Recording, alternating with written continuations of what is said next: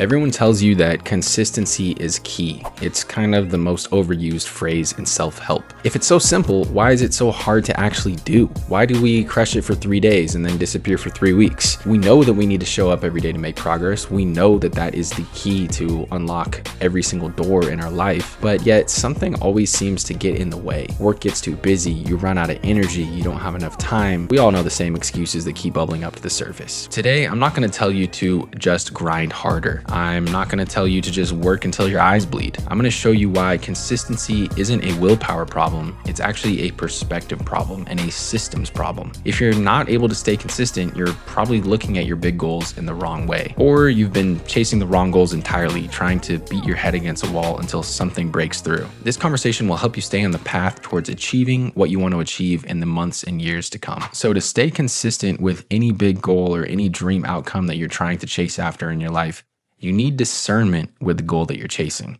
You need to understand, is this a goal that I really want? Do I want this goal bad enough? Is it important enough for me to make sacrifice and say no to a dozen other things so I can make that one thing happen? And there's a key indicator that you should focus on when you're doing this process, when you're evaluating a goal that you've set for yourself. And this is assuming that you've already set a big goal, you have a dream outcome that you want to live in your life, you have a vision for how you want to operate in the future. And you have to ask yourself, are the little things that I know are necessary to make this outcome come true, the little things that you have to do every single day? Like for me, it's, I have to get up and I have to record an episode, I have to draft an episode, I have to do a script, and I have to come up with bullet points. I have to research titles and thumbnails. All of these little things that if you stay consistent at, you're going to see growth. You have to ask yourself, does that give you energy? Or does it drain you? This is the key thing to understand with the goal that you're chasing. To understand if you're aligned with a goal is probably the most important thing, because you could be beating your head against the wall for years trying to chase a goal that is not aligned with your values, not aligned with your interests, and something that maybe is being put on you externally. Maybe you feel like it's the right thing to do because society, your family, your friends, etc. are pressuring you into that corner, into that goal. But if it doesn't give you energy, if the majority of the time when you think about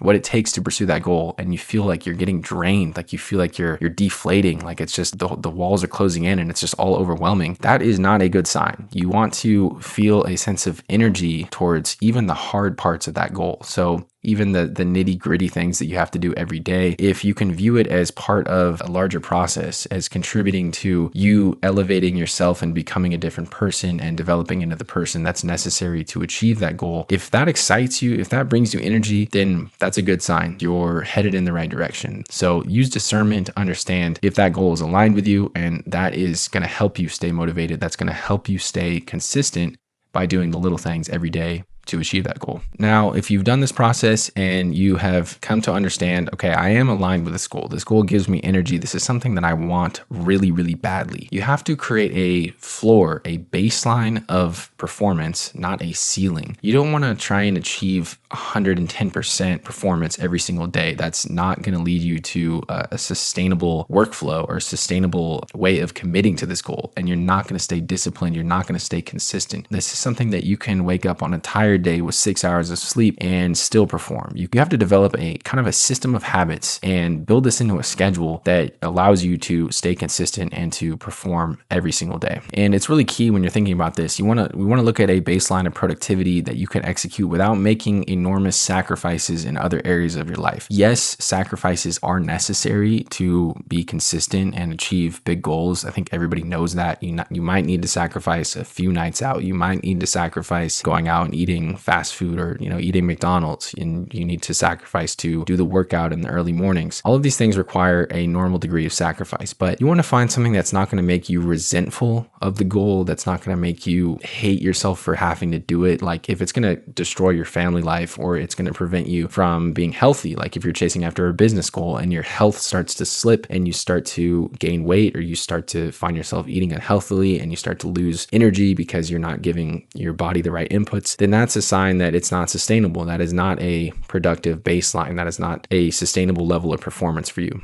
So you have to understand there are sacrifices you have to make, but make sure that those sacrifices are matched up with the level of importance that you give that goal. And whatever it is, just make it the new normal. Look at your calendar, decide when is it the most optimal for me to do the little things that are going to bring me closer to this big goal that I want. Is it the morning? Do I have the most energy in the morning? Do I have the most free time in the morning? Is it the evenings when the kids have gone to sleep, or when, I'm winding down after my 9 to 5 that I can put in a couple hours of work on my project? Decide when you have the most time, the most energy for this. And you might have to shuffle some things around. You might have to move different tasks around on your calendar, but just block it in on your calendar and make that part of your identity. That is your new normal. You are somebody that wakes up an hour earlier and you get straight to work on the thing that you know is important to you, or you go straight on that run, or you hit the gym, whatever it is. Once you attach your identity to it, then it becomes that much easier to consistently execute. Now, this podcast is about action. We're not here just to talk about these concepts. Today, we're going to pick one clear target for the next 30 days. Distraction is the consistency killer. Pick one clear target and decide that you are going to remain consistent and committed to that target, okay? It really takes about 4 to 6 weeks to form a new habit entirely before that habit starts to feel normal. Try and use that as your window of time, like 30 days at minimum. Decide what you're going to do, that you're going to stick to, and block it in on your calendar. Really, it's just that short burst of time until it starts to become a new normal, and then you'll be on cruise control. You'll build up inertia. And think about this like Newton's first law, right? Objects in motion want to stay in motion. Objects at rest want to stay at rest. Once you can force yourself to build up momentum, then it's going to be much easier for you to just turn on cruise control and start to continue to execute. Like for me, for example, I don't have to even think about going to the gym anymore or think about working out.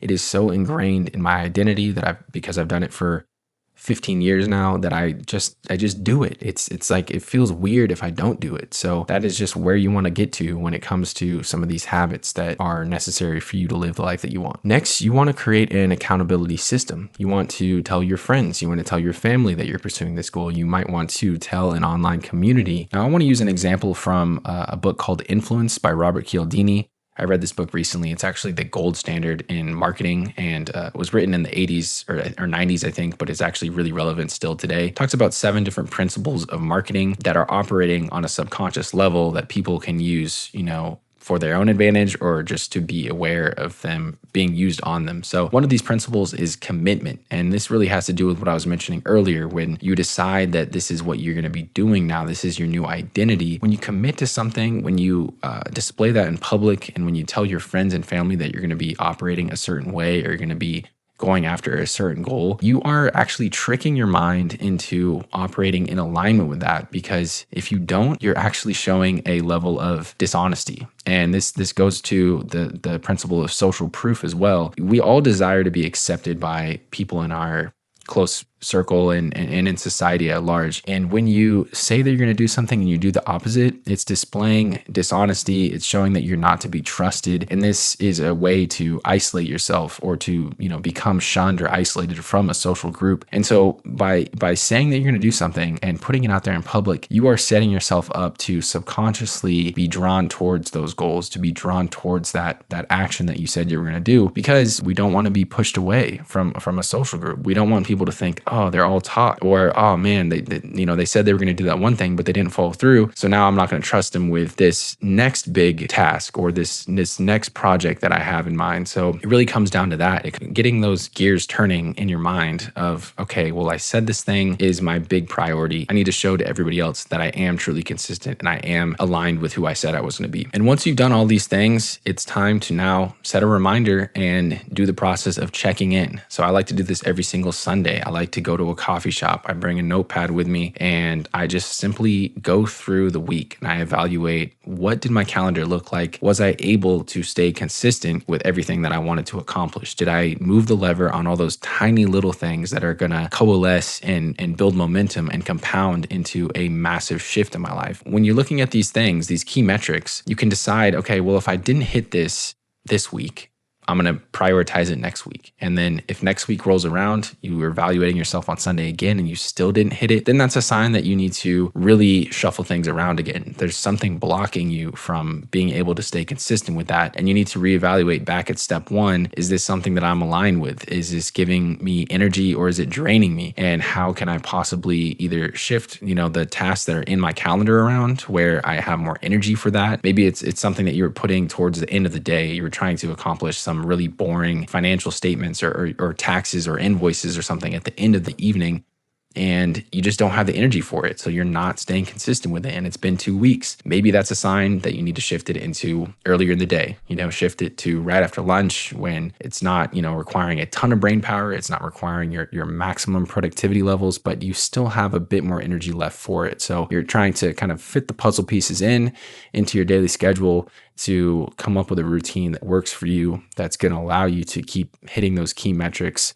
week in and week out. And lastly, guys, really, you need to remind yourself of the cost of inaction. There is a cost of inaction just as there is a cost of action. If you don't do anything, it's not like life doesn't happen, right? Like life is still going on around you. And if you're not doing these little things to stay consistent, if you're not staying disciplined with the small tasks that are going to get you to where you need to go, there's a cost to that. You're going to pay that cost, and it might not happen this month, it might not happen this year, but in a couple years, a few years, or even sooner than that, it's going to rear its ugly head and you're going to be dealing with the consequences of not taking action. You might want to raise the stakes when you're thinking about this. You might want to elevate this to a higher level. Like, is your appearance going to completely suffer if you don't stay consistent with that cardio routine or that time at the gym that you need to spend? And what does that lead to? Is that going to lead to a loss of confidence? Is that going to lead to an impact in your relationships? Is that going to lead to an impact on your job performance? Raise the stakes. Understand, what is the cost of inaction? Is the cost that you will be stuck in the same financial position? Is that the cost that you're willing to pay by not staying consistent, by not staying disciplined with the actions that you need to do every single day? Dig in, be brutally honest with yourself. Change hurts, it's never going to be easy, but if you can be consistent and you can make this part of your daily ritual, then it will all get easier and you will build the momentum necessary to take you where you want to go. That's it for today, guys. If you made it this far, don't forget to like and subscribe. There will be more videos coming every single Monday as we help each other reach the highest version of ourselves. A lot more to come, so thank you for tuning in. Catch you next week.